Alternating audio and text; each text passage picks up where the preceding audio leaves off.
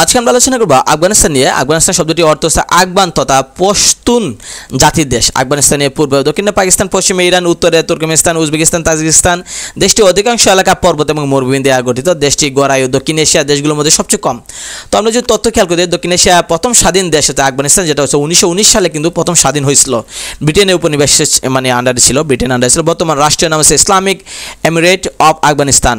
আচ্ছা, যুক্তরাষ্ট্র আফগান যুদ্ধের সময়কাল হচ্ছে 7 অক্টোবর 2001 থেকে 2021 সাল পর্যন্ত এই যুক্তরাষ্ট্র আফগানিস্তানের যুদ্ধ পরিচালনা করেন। তালিবানের প্রতিষ্ঠাতা হচ্ছে মোল্লা উমর। অন্তর্বর্তীকালীন সরকারের প্রধানমন্ত্রী হচ্ছে মোহাম্মদ হাসান আকুন্দ। আফগানিস্তান থেকে যুক্তরাষ্ট্র বিদায় নেয় 2021 সালে 15 আগস্ট।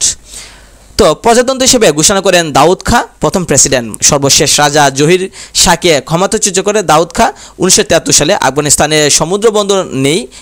আর আফগানিস্তানের দক্ষিণ এশিয়ার স্থলবেষ্টিত একটা দেশ, মানে আশপাশে কোনো সাগর নাই। বাগরাম সামরিক ঘাঁটি আফগানিস্তানের কাবুলে অবস্থান করতেছে। জনগণের সরাসরি ভোটে নির্বাচিত পাকিস্তানের প্রথম গণতান্ত্রিক প্রেসিডেন্ট ছিলেন হামিদ কারজাই। আর দক্ষিণ এশিয়া বা সার্কভুক্ত দেশগুলোর মধ্যে সর্বনিম্ন মাথাপিছু হয়েছে আফগানিস্তানের। তালিবানরা বিশ্বের উঁচু বৌদ্ধ মূর্তি ধ্বংস করে 2001 সালে আফগানিস্তানের বামিয়ান প্রদেশে ছিল। তো আমরা যদি অপারেশন এনডিউরিং ফ্রিডম এবং অপারেশন নোবেল ইগল আফগানিস্তানের যুক্তরাষ্ট্রের পরিচালিত সামরিক অভিযান। আলোচিত কয়েকটি প্রদেশের নাম হচ্ছে কাবুল, বামিয়ান, কান্দাহার, গজনি এবং হেরাত।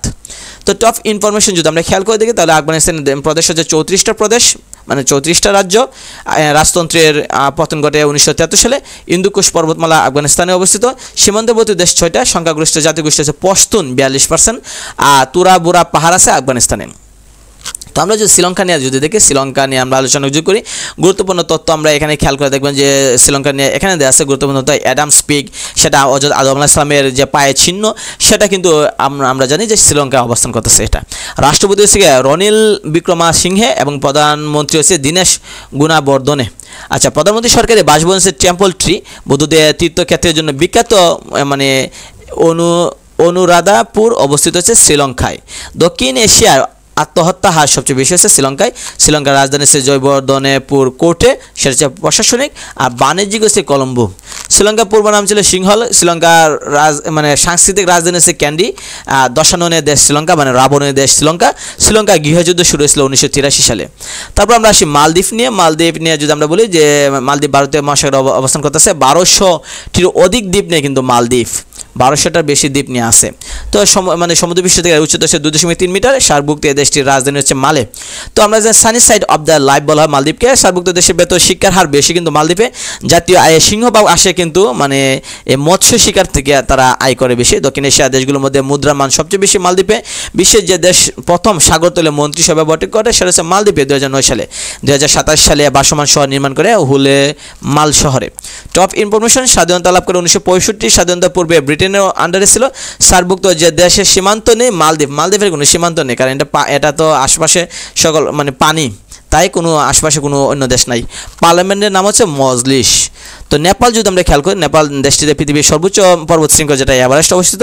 বৌদ্ধ ধর্মের প্রবর্তক যে গৌতম বুদ্ধের জন্মস্থান কিন্তু নেপালে। শতকরা 81% মানে জনগণ হচ্ছে হিন্দু ধর্মের অধিকারী। 28 মে 2008 নেপালে 240 বছরের রাজতন্ত্র বিলোপ হয়। এটা খুবই গুরুত্বপূর্ণ, ইম্পর্টেন্ট, এটা বিভিন্ন পরীক্ষা আসে। 20 সেপ্টেম্বর 2015 সালে নেপালে নতুন সংবিধান গৃহীত হয়।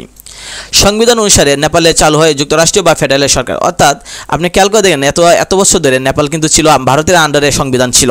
তারা কিন্তু নতুন করে 2015 সালে 20 সেপ্টেম্বর তারা নেপাল কি করে নতুন সংবিধান রচনা করেছেন। এর আগে যে সংবিধান সেটা ভারতকে অনুসরণ করে তারা চলছে এত বছর। তো আমরা যদি খেয়াল করে দেখি, এদের রাষ্ট্রীয় নাম হচ্ছে federal Democratic Republic of Nepal. নেপালের সৈন্যদের নাম বলে গুরকা।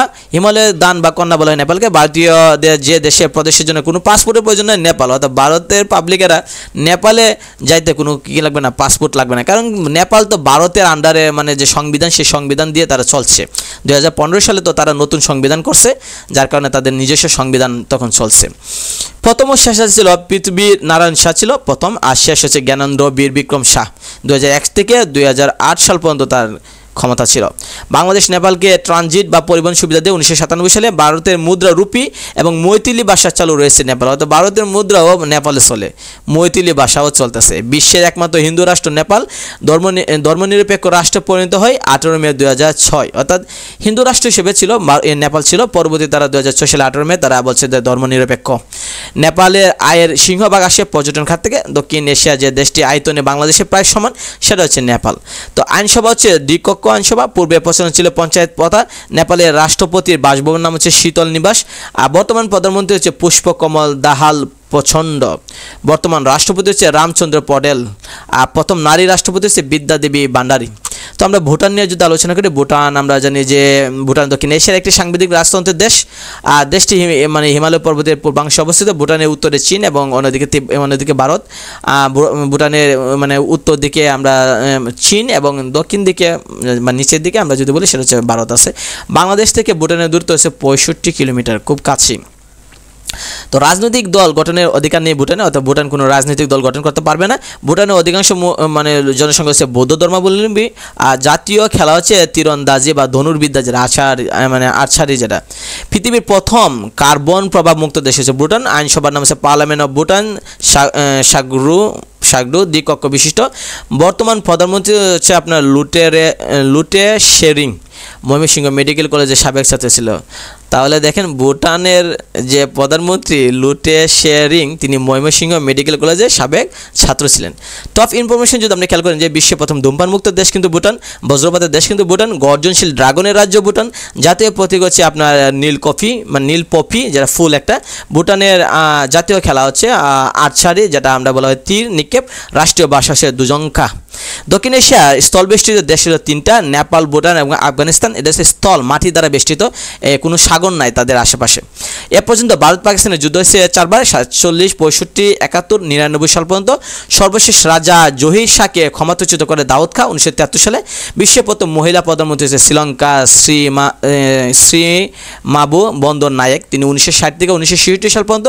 বিশ্বে সারা ওয়ার্ল্ডের এই পৃথিবীতে প্রথম মহিলা প্রধানমন্ত্রী হচ্ছে শ্রীলঙ্কার শ্রীমাবু বন্দর নায়েক, তিনি 60 থেকে 1966 সাল পর্যন্ত ছিলেন। তো দক্ষিণ এশিয়ার বা সার্কভুক্ত দেশগুলোর মধ্যে সর্বোচ্চ মাথাপিছু আয় আছে মালদ্বীপের টাকার পরিমাণ অনেক বেশি, অনেক দাম এবং তার সবচেয়ে উন্নত। নেপালের রাষ্ট্রপতির সরকারি বাসভবন নাম হচ্ছে শীতল নিবাস। মিয়ানমার 2007 সালে সংগঠিত বৌদ্ধ ভিক্ষুক আন্দোলন জাফরানি বিপ্লব নামে পরিচিত। মালয়েশিয়ার সর্বোচ্চ ভবনের নাম হচ্ছে পেট্রোনাস টুইন টাওয়ার। মুসলিম বিশ্বে প্রথম মহিলা প্রেসিডেন্ট হচ্ছে মেঘবর্তী সুকর্ণপুত্রী। ফিলিপাইনে সুবিক বে থেকে মার্কিন নৌঘাঁটি স্থানান্তরিত করা হয় সিঙ্গাপুরে। ভারত চীন যুদ্ধ হয় 1962 সালে 11 অক্টোবর। তো বিভিন্ন বিশেষ পরীক্ষা থেকে শুরু করে পিএসসি নিয়োগ পরীক্ষা আপনি খেয়াল করে দেখেন, অনেক প্রশ্ন এখান থেকে পাবেন। ঢাকা বিশ্ববিদ্যালয় যদি খেয়াল করেন, তারপর জাহাঙ্গীরনগর, রাজশাহী, চট্টগ্রাম গুচ্ছতে এবং এখানে খেয়াল করেন যে গুচ্ছ বিশ্ববিদ্যালয়তে সহ এবং নার্সিংও বিভিন্ন প্রশ্ন এখান থেকে আসছে। তো এগুলি খেয়াল করলে, এগুলো পড়লে বিভিন্ন প্রশ্ন কমন পড়ার সম্ভাবনা বেশি থাকে। পরবর্তীতে আমরা মিয়ানমার নিয়ে আমরা আলোচনা করব।